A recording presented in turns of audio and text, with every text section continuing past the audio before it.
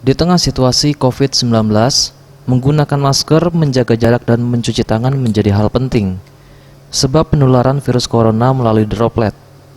Droplet atau tetesan kecil yang terkadang tidak terlihat ini mengandung partikel virus.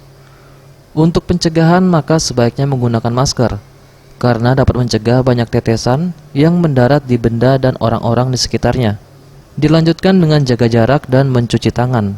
Hal ini disampaikan Kabid Yankes Dinas Kesehatan Kota Palembang, Yuliarni. Droplet itu adalah cairan tubuh kita, ya, cairan tubuh kita misalnya dari air ludah yang keluar. Makanya ketika kita menggunakan masker, kita sudah mengupayakan perlindungan diri, melindungi diri kita juga melindungi orang lain, ya.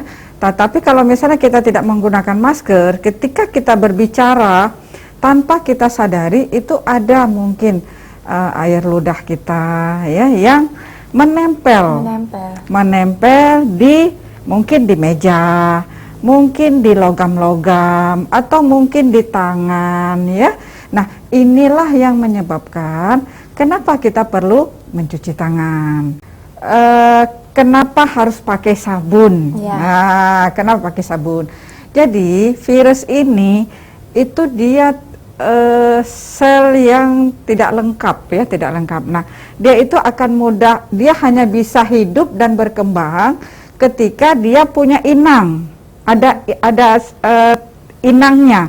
Nah, makanya kita harus menjaga, harus mencegah supaya virus yang misalnya nempel tersentuh itu tidak sampai masuk ke dalam tubuh kita, karena kalau sudah masuk ke dalam tubuh kita dia akan mendapatkan sel inang yang baru.